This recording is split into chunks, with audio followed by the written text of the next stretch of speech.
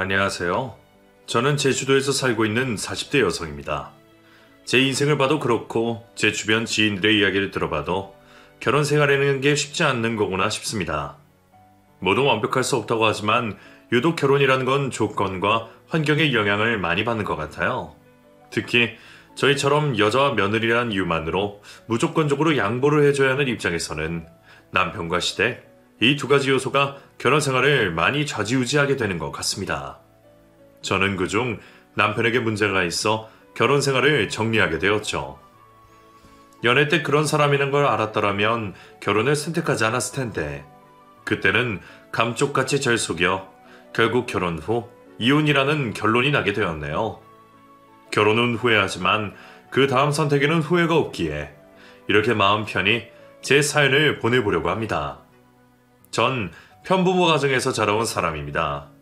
저희 엄마는 제주도에서 태어나 자라오시다가 업무 관련으로 잠시 건너오셨던 아빠를 만나게 되었다고 합니다.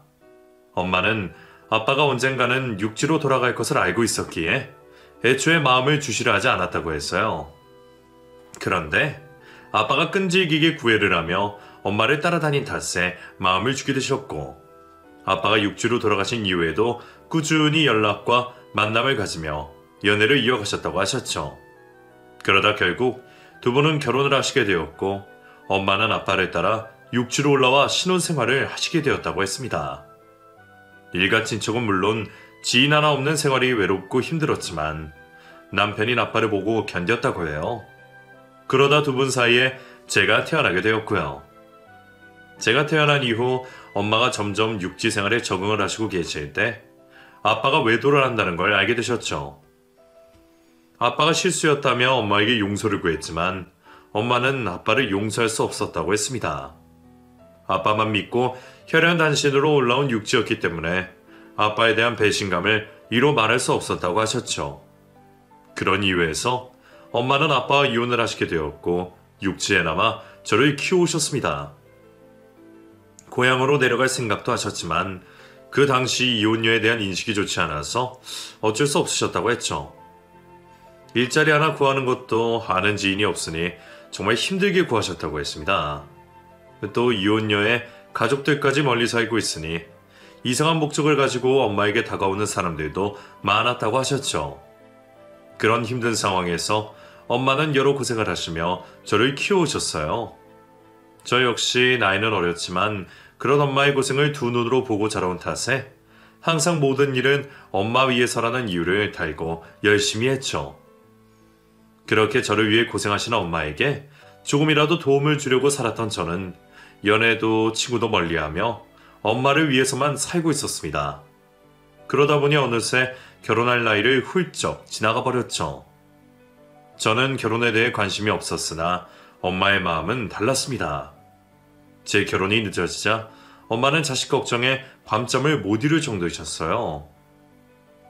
하지만 결혼이라는 게 제가 하고 싶다고 할 수 있는 것도 아닌 것 같고, 그 당시만 해도 딱히 저에게 필요하다고 생각하지 않아 남자를 만나는데 관심이 없었죠.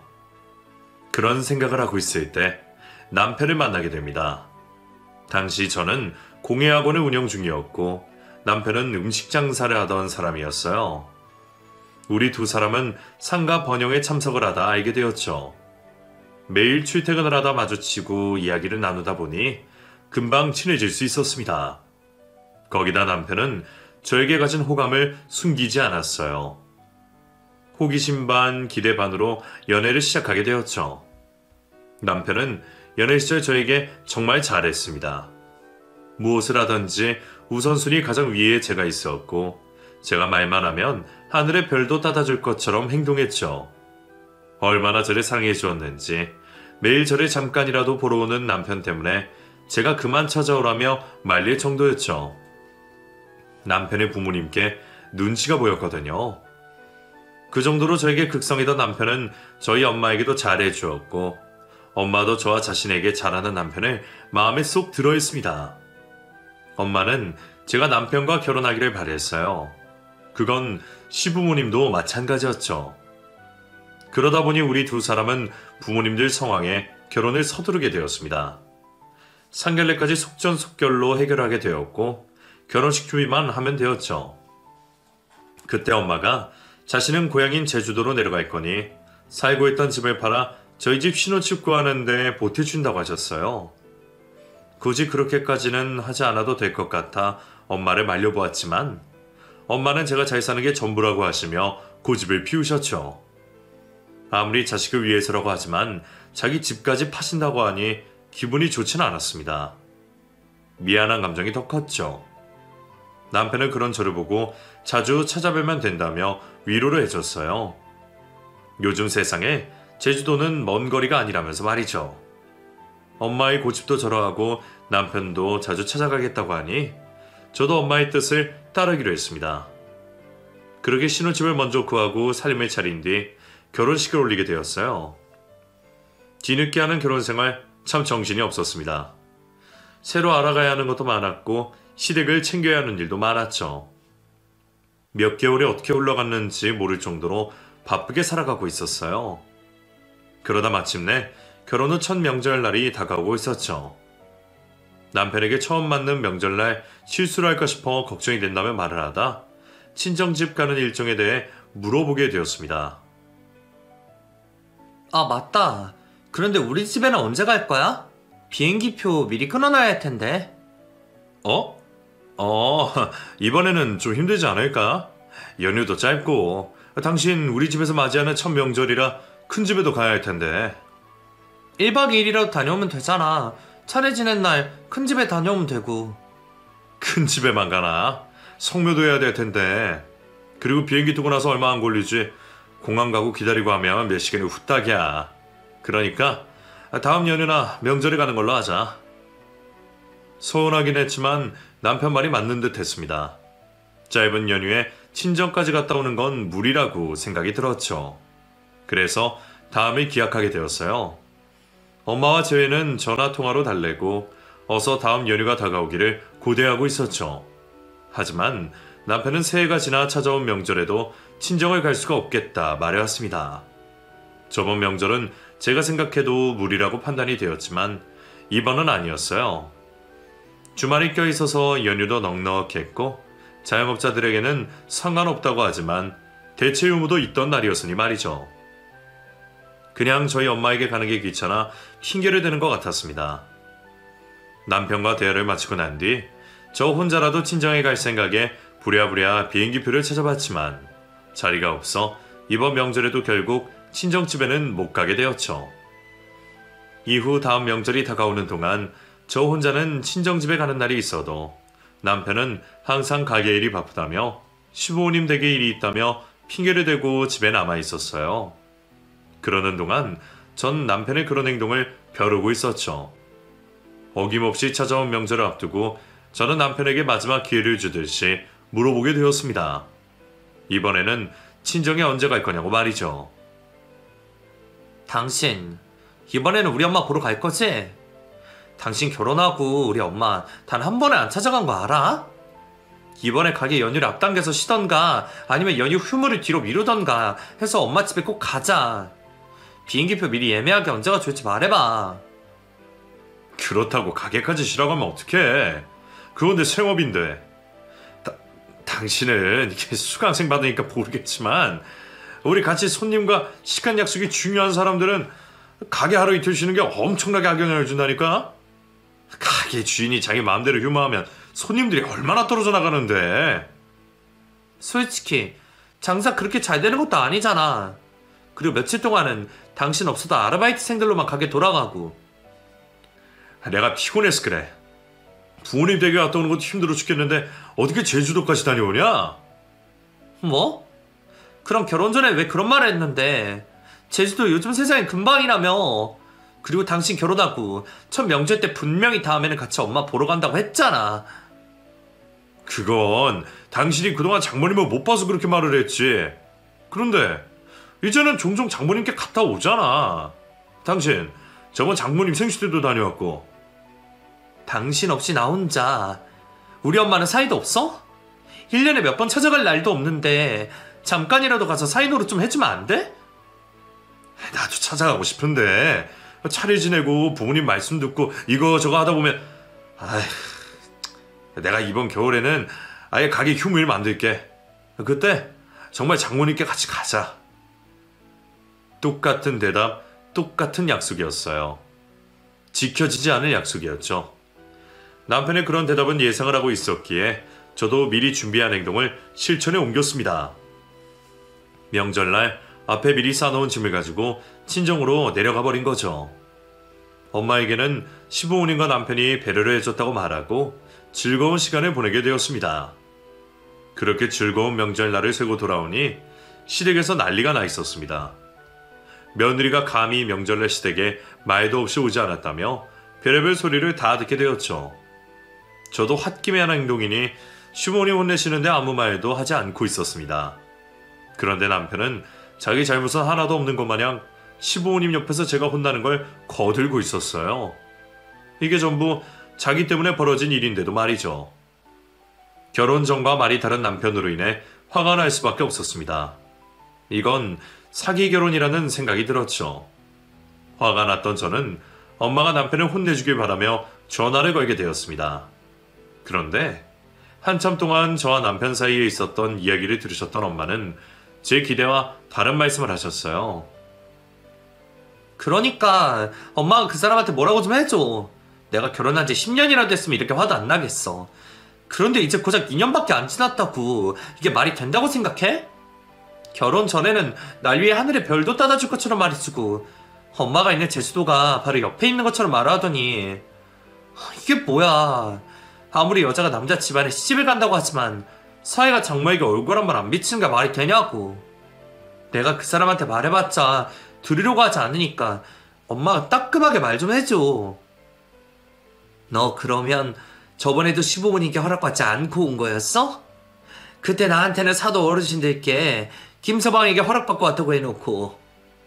그럼 그 사람 말 믿고 있다가 또 속아? 그럼 나는 언제 엄마 보는데?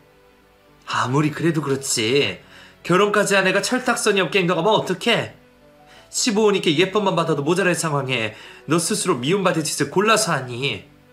다음부터는 엄마한테 안 와도 돼. 혹여나 김서방과 여행을 가도 제주도로 오지 말아라. 엄마가 뭐라고 했어? 엄만 너랑 김서방 둘이서만 잘 되면 다 된 거라고 했지. 그런데 엄마는 괜찮은데 왜 네가 난리야? 엄마 때문에 너 시댁에 미움받고 김서방과 다투는 일이 있으면 내가 마음이 편할 것 같아? 엄마가 무슨 일이 있어도 김서방과 다투지 말라고 했잖아. 뭐든 이해해주고 대화로 풀고 살라고 했지. 그래도 나도 엄마가 있고 친정이라는 게 있는데. 엄마가 어디 가는 것도 아니고 너희 여유가 있으면 오는 거지. 특히 명절날 그게 뭐하는 행동이야. 엄마가 이 정도만 말해도 무슨 말인지 알아듣지?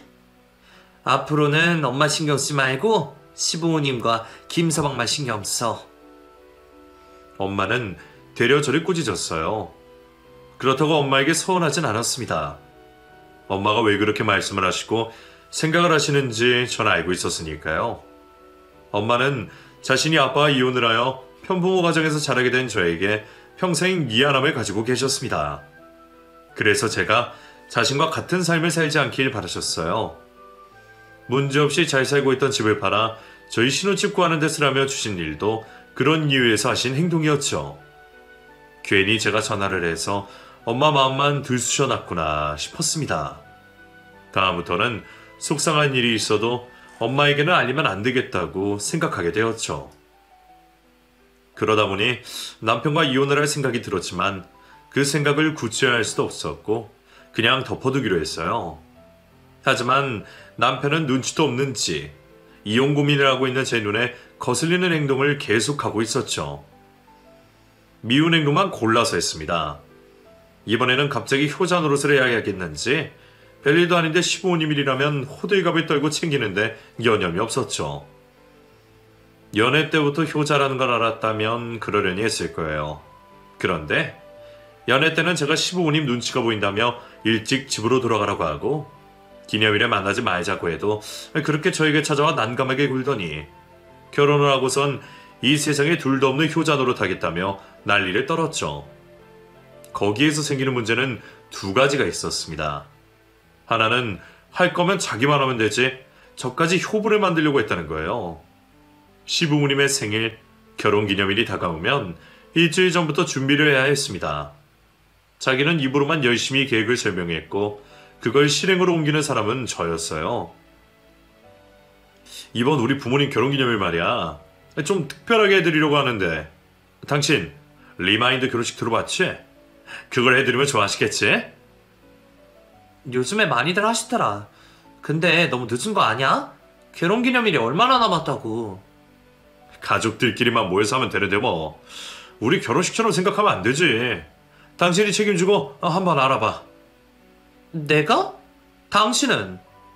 나는 가게 일하잖아. 나도 이래. 그리고 당신이야 낮에 스님 받을 시간 빼면 남는 게 시간이고 나는 계속 수업해야 하는데 누가 더 바빠. 원래 결혼식 같은 건 여자들이 잘 알잖아. 그러지 말고 당신이 좀 맡아서 해줘. 그렇게 없는 시간 빼서 제가 전화하고 직접 찾아가 확인까지 하면서 준비를 해야 했습니다. 시부모님이 하시는 거니 대충 할 수도 없었어요. 그렇게 제가 준비를 다 해놓으면 결국 칭찬받는 건 남편이었습니다. 매번 그런 식이었어요. 음식을 차려도 어려운 것만 골라서 시켜놓고서는 자기 머리에서 나온 생각이라며 제 공을 가로채갔죠. 생각이 제대로 된 시부모님이라면 당연히 고생은 제가 했을 거라는 걸 알았을 겁니다. 하지만 역시나 지 아들이 최고였고 지 아들만 자신들을 생각해주는 효자였죠. 전 단 한 번도 칭찬을 받은 적이 없었습니다. 두 번째 문제는 자기 부모에게만 효자 노릇을 한다는 거였어요. 우리 엄마도 기념일이 있었고 생일이라는 게 있었습니다.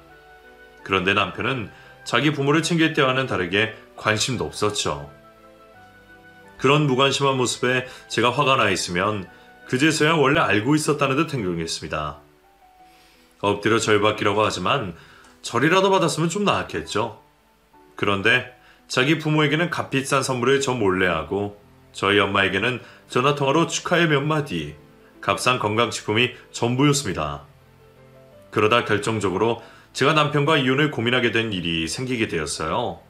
바로 제 생일날이었죠. 며칠 전부터 알람 시계처럼 제 생일을 축하해주는 엄마 때문에 좋은 기분으로 있었습니다. 그런데 남편이 그 기분을 망쳐놓았죠. 남편은 제 생일을 맞아 가족들과 의미 있는 시간을 보내자고 말했습니다. 당연히 전 엄마와 시간을 보내게 해주려는 줄 알았죠. 그런데 그런 저의 행복한 상상을 깨는 소리를 했어요. 아, 맞다. 우리 엄마 소고기 들어간 미역국만 먹으니까 그거 까먹으면 안 돼? 또 이왕이면 양념이 약한 한식으로 준비하고. 준비? 내 생일인데 내가 준비해? 그러면 우리 엄마가 준비할까?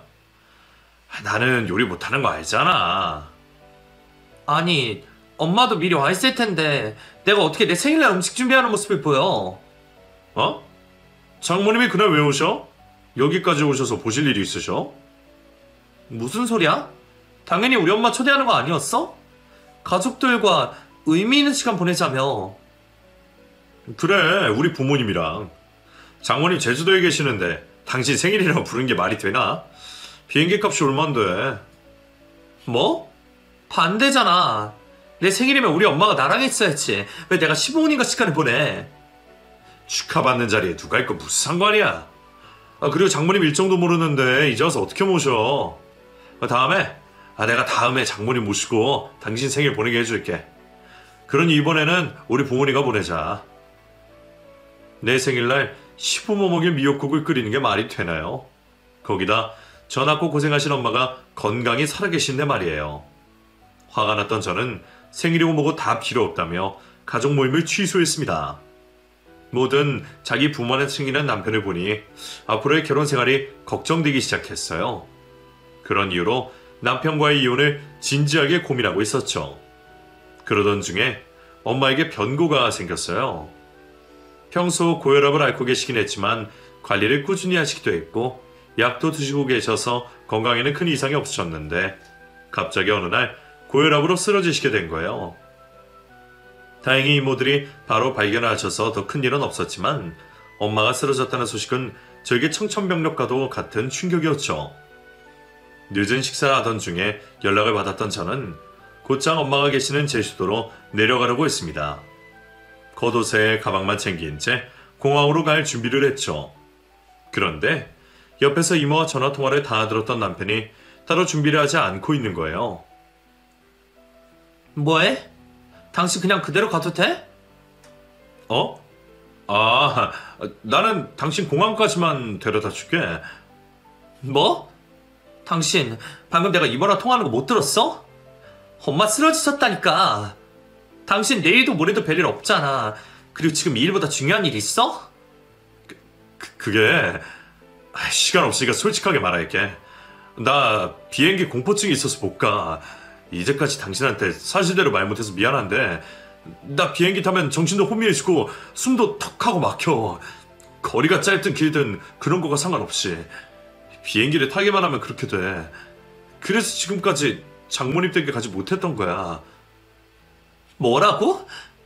그걸 왜 이제 얘기해? 그러면 당신 우리 엄마가 신혼집 도와준다고 집 팔고 제주도로 내려갈 때는 왜 그런 말을 했어? 왜 사람 속이고 그런 말을 했냐고. 아니다, 됐어. 그게 중요한 게 아니지. 알았으니까 우선 빨리 나 공항에 데려다줘. 이 이야기는 나중에 하기로 하고.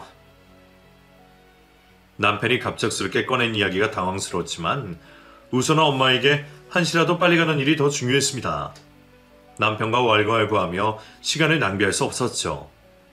그렇게 남편이 공항까지 저를 데려다 주었고 저는 엄마가 있는 제주도행 비행기에 몸을 싣게 되었습니다. 공항에 도착하자마자 엄마가 있는 병원으로 달려갔던 저는 침상에 누워 계시는 엄마를 보게 되었죠. 엄마의 모습을 본 순간 눈물이 먼저 흘러나왔습니다. 제가 곁에서 엄마 신경을 써주고 챙겨주었다면 엄마가 병상에 누워 계시는 일은 생기지 않을 것만 같아 저를 자책할 수밖에 없었어요. 이후 이모들이 울고 있는 저를 발견하곤 괜찮다며 저를 다독여 주시며 엄마 건강 상태에 대해 설명해 주셨죠. 다른 곳에는 이상이 없으셨지만 쓰러지시며 머리를 다치시는 바람에 골절과 함께 일시적인 마비 증상이 있다고 했어요. 그런 엄마를 두고 올라갈 수 없었습니다. 이모들이 엄마 곁에 있다고 하지만 제 눈으로 확인하고 제 손으로 엄마를 돌봐드려야 마음이 놓일 것 같았어요. 바로 그날 남편에게 전화를 하여 엄마가 나을 때까지 친정집에서 지내겠다고 말을 했죠. 남편도 엄마를 돌봐드리겠다는 저를 이해해 주었어요. 물론 엄마는 시집을 간 여자가 집을 오랫동안 비워서는 안 된다며 제 도움을 받는 걸 손살에 치셨지만 이번만큼은 제 고집을 꺾을 수 없었습니다. 남편에게 이미 말까지 다 해놓고 집도 친정집으로 오고 있다고 말하니 이번에는 한 발자국 물러서셨죠. 제가 고집을 부린 탓도 있겠지만 그만큼 엄마도 제 곁에 있기를 바라셨기에 끝까지 거절하지 않으신 것 같아요. 그렇게 저와 엄마는 아주 오랜만에 둘만의 시간을 보낼 수 있었습니다. 외출이라고는 재활 관련으로 병원에 다녀올 때와 집안 마당 정도가 전부였지만 그런 것과 상관없이 엄마와 단 둘이서 보내는 시간이 너무나도 행복했어요. 다시 결혼 전만 돌아간 것 같았죠. 제가 엄마 곁에 있어 심적으로 안정이 되어 회복에 더 좋은 효과가 있었는지 모르겠지만 엄마의 몸 상태는 빠르게 좋아지고 있었습니다. 회복되어가는 엄마의 모습을 보며 저도 그제서야 한숨을 돌릴 수 있었고 다른 생각들도 조금씩 할 수 있었죠. 남편 생각이 가장 먼저 났습니다. 그때는 남편이 고맙더라고요. 친정집에서 한 달 넘게 있는 아내를 이해해주는 게 쉬운 일은 아닐 텐데 아쉬운 소리 하지 않고 저와 엄마의 안부를 물어주고 있었으니 말이죠. 그러면서 제가 지금까지 남편을 너무 부정적인 모습으로만 오해를 하고 있지 않았나라는 반성을 하게 되었습니다. 저희 친정집에 오지 않는 것 또한 나름의 고충이 있었는데 제가 너무 몰아세운 것 같아서 미안한 마음이 들었죠. 엄마가 회복되고 나서는 남편을 좀 더 이해하고 사랑해줘야겠다는 생각을 하게 되었습니다. 그렇게 새로운 마음을 가다듬고 있을 무렵 어느 날부터인가 남편의 SNS 계정이 비공개로 돌려졌다는 걸 알게 되었습니다. 원래 저는 친정집으로 내려올 때까지만 해도 SNS를 하지 않고 있었는데 이곳에서 혼자서 보내는 시간이 많아지다 보니 최근에 계정을 만들고 제 주위 사람들 근황과 사진을 보고 있었죠. 그래서 남편의 SNS도 틈틈이 보고 있었습니다. 남편은 요즘 사람들처럼 매일같이 사진을 업로드하는 건 아니었지만 말이죠. 그래도 가끔씩 남편이 업로드한 사진을 보며 통화로는 다 듣지 못하는 남편의 근황을 알 수 있어서 좋았어요. 그런 SNS 계정이 어느 한순간 비공개가 되었죠. 몰래 남편 계정을 훔쳐보고 있던 터라 왜 비공개로 바꿨냐고 물어볼 수도 없었습니다. 그리고 그때까지만 해도 남편의 갑작스러운 비공개 설정에 별 생각이 없긴 했어요. 그래서 다른 사람들 계정을 보고 돌아다니며 SNS를 하고 있었는데 우연히 남편과 닮은 사람이 찍혀있는 사진을 제가 모르는 계정에서 보게 되었죠. 남편과 닮은 사람인가 싶어 무심코 그 계정에 들어가 봤는데 그 사진 속에 있는 남자는 제 남편이 맞는 듯 보였습니다. 계정으로 들어가 다른 사진을 확인해보니 며칠 전에 만들어진 계정이라는 걸 알았어요. 그리고 계정의 주인이 저희 시아버님이라는 것도 알 수 있었죠. 가장 처음으로 올린 사진이 시아버님의 정면 사진과 함께 시어머니의 사진이었거든요. 아마 보통의 사진이었다면 우리 시부모님도 요즘 사람들 하는 걸 다 아시는구나 정도로 생각했을 거예요. 그런데 제가 맨 처음 확인했던 남편과 시부모님이 찍혀있는 사진의 배경이 너무나도 익숙했습니다. 우리 엄마 고향 제주도에서 유명 명소라고 알려진 곳이었으니까요. 제주도 배경에 있는 사진은 몇 시간 전에 올라온 사진이었고 그렇다면 시부모님과 남편이 제주도에 와 있다는 소리였죠. 저는 시아버님 계정으로 추정되는 곳의 사진을 더 면밀하게 보게 되었습니다. 그리고 가족들 모두가 비행기를 타고 제주도에 왔다는 것도 알게 되었죠. 분명 남편은 저에게 비행기 공포증이 있다고 말했어요. 그 이유로 인해 우리 엄마가 쓰러지셨다고 했을 때도 가지 못하겠다며 말을 했던 사람이었죠. 남편이 저에게 거짓말을 한 것에 대해 확정을 짓기 전에 한번 확인해 보려고 했습니다. 전 남편에게 아무것도 모르는 것처럼 전화를 걸었어요. 여보, 장모님은 좀 어떠셔? 많이 좋아졌어. 마비는 일시적인 거라 이제는 움직이는 건 아무 이상 없는데 힘주는 걸 아직 힘들어하셔서 요즘에는 그걸 중점으로 재활하시고 계셔. 당신은 내가 없어서 많이 힘들지. 안 그래도 엄마가 내일이나 내일 모레 잠깐이라도 당신 보고 오라고 해서 그럴까 하는데. 뭐하러 그래. 아직 장모님 곁에 당신이 있어야지. 나는 괜찮아. 어차피 요즘에는 장사가 잘 되고 있어서 잠자는 시간 빼고는 집에 있지도 않거든. 당신 와봐야 내 잠자는 모습밖에 못 봐. 밥도 가게 근처에서 먹어서 잘 먹고 있고. 당신 나랑 결혼하고 장모님과 시간 많이 못 보냈잖아. 이번 기회에 내 생각하지 말고 장모님과 시간 더 보내다가 와. 그렇게 말해주면 나는 고맙지. 그리고 미안해. 물론 내가 당신 비행기 공포증이 있다는 거 알고 그런 건 아니지만 이제껏 당신을 너무 몰아세운 것 같아서 미안하더라고. 당신이 공포증이 있다는 사실을 편하게 말할 수 있게 분위기를 만들어줬어야 했는데 짜증이나 내고 화만 내고. 괜찮아. 내가 오히려 미안하지. 다음에 연휴가 길어서 배 타고 갈 수 있거나 내가 치료를 받으면 그때는 나랑 장모님께 같이 가자. 너무 무리하지 않아도 돼. 근데 당신 이렇게 길게 통화해도 돼? 가게 아니야? 오늘 너무 피곤해서 가게 애들한테 맡기고 나는 일찍 집에 들어왔어. 좀 쉬려고. 아, 그랬구나. 아, 참. 근데 아버님, 어머니 무슨 일 있으셔? 댁에 전화를 드렸더니 받지를 않으시네. 휴대폰으로 연락할까 하다가 당신한테 물어보고 전화드리려고 하는데. 하지마. 부모님 요즘에 일찍 주무셔. 아마 지금쯤 벌써 잠자리에 드셨을 거야. 그리고 내가 당신 사정 다 이야기해놔서 굳이 연락 안 드려도 돼. 아빠 엄마도 장모님 쓰러지셨다는 말 듣고 걱정하셔서 당신 이해하고 계셔. 그러니까 전화하지 말고 당신은 장모님만 신경 써드려. 알았지? 남편이 제주도에 있는 게 거의 확실한 듯 했습니다. 혹시 몰라 남편 지인 척하고 가게로 전화를 받지만 역시나 사장님이 길게 여행을 가셨다는 말을 아르바이트생에게 듣게 되었죠.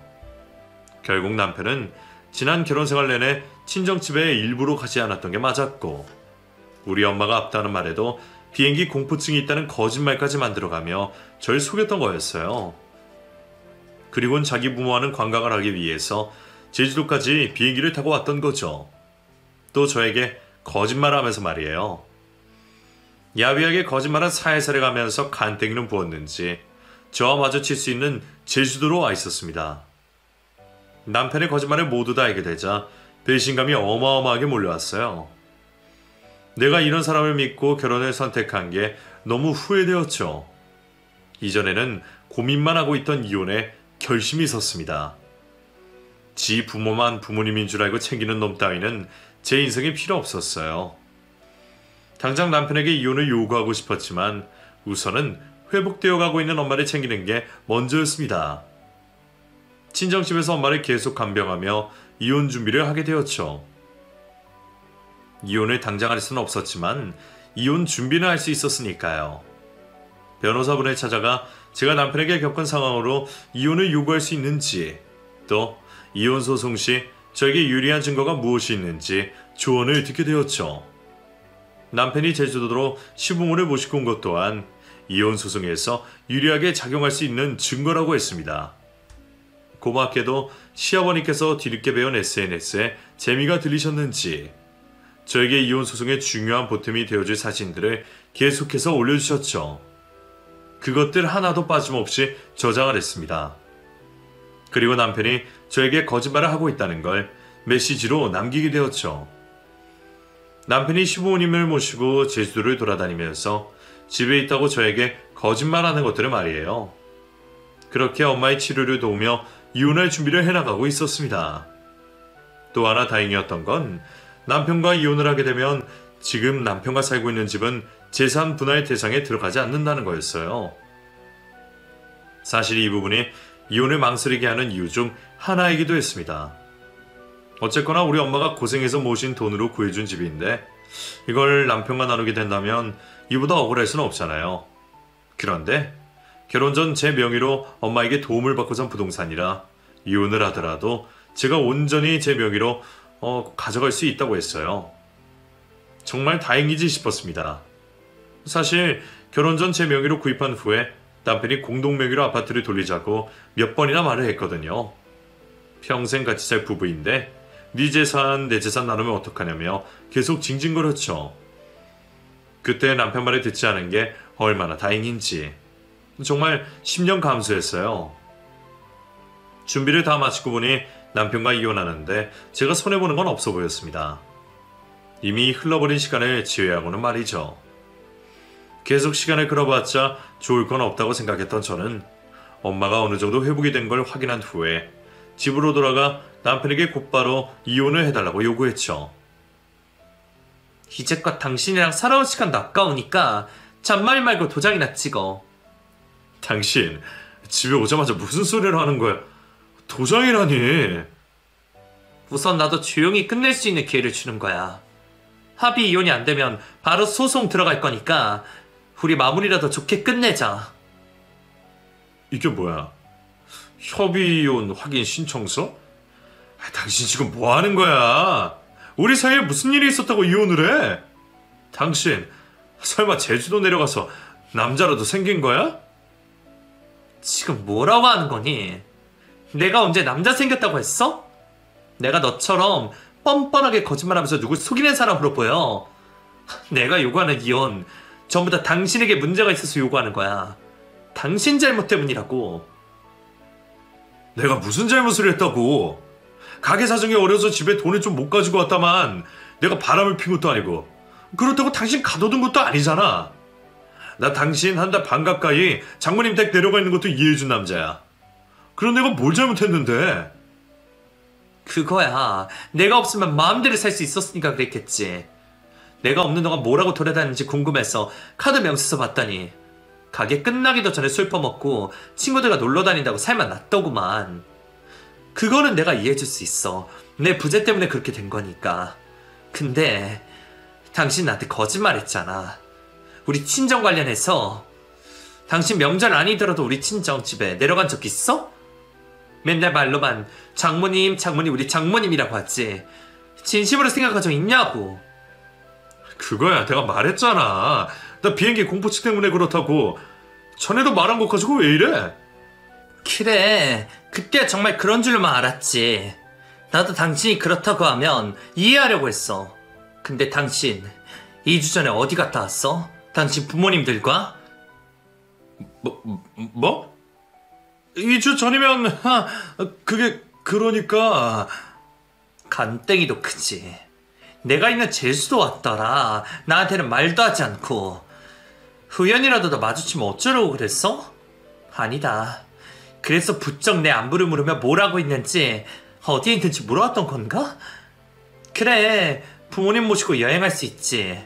근데 당신 못 타고 제주도 왔는데 비행기 타고 왔잖아. 우리 엄마 쓰러졌을 때는 비행기 공포증이 생기고 너네 부모한테 할 때는 공포증이 사라지냐? 여보, 그게 아니라 우리 부모님의 제주도는 꼭 가보고 싶다고 하셔서 그러니까 알았어. 내가 잘못했어. 가게 일이랑 부모님 챙기는데 힘이 들어서 멀리 계시는 장모님까지 챙기는 건 무리라고 생각했어. 내가 반성하고 앞으로는 장모님도 챙길게. 그러니 이혼 이런 얘기를 하지 말자. 아니, 이혼할 거야. 당신만 힘들어. 나는 당신 본인 챙기는 게 쉬운 일인 줄 알아.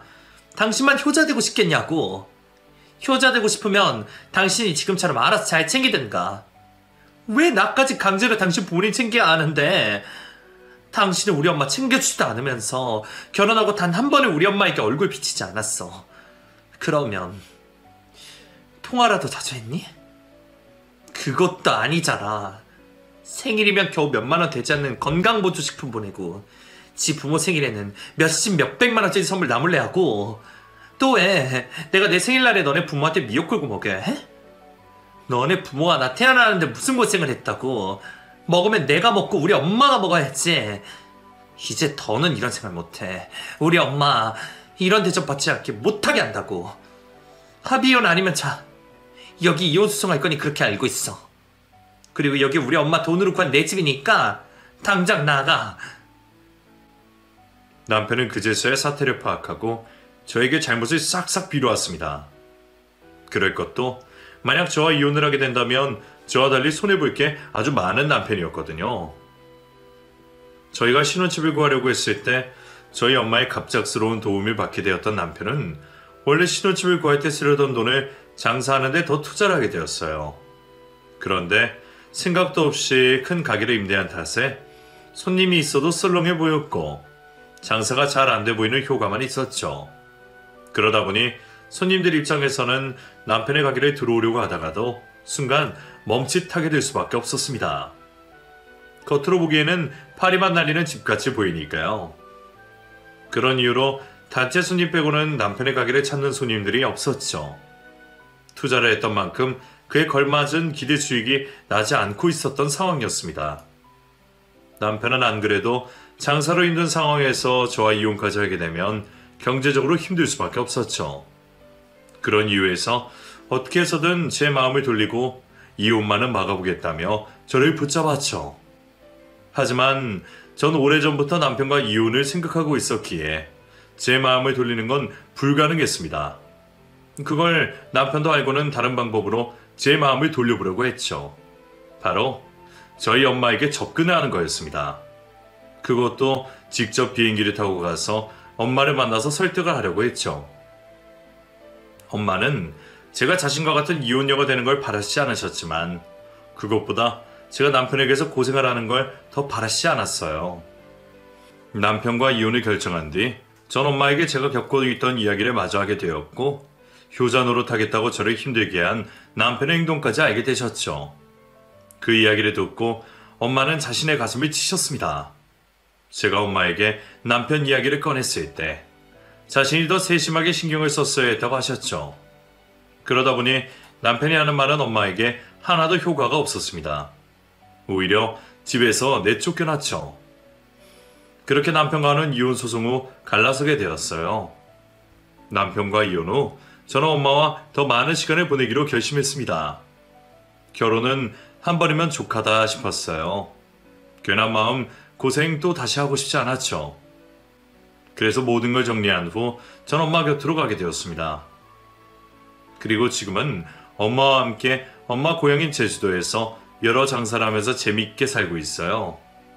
엄마도 이제는 건강을 다 회복하시고 꾸준히 관리를 하시고 계시고요. 엄마 고향에서 엄마가 살아온 이야기를 듣고 지내는 지금이 더없이 여유롭게 행복하기만 합니다. 전 이제 2번 다시는 남편 또는 시댁에 시달리지 않는 사람이지만 과거의 문제를 겪었던 사람으로서 한마디 하고 싶네요. 이 세상에 자식을 둔 모든 부모님들, 사이든 며느리이든 다 똑같은 누군가의 소중한 자식입니다. 똑같이 예뻐해 주시던가 아니면 독립해 가정을 꾸린 자식에게 관심 좀 꺼주세요.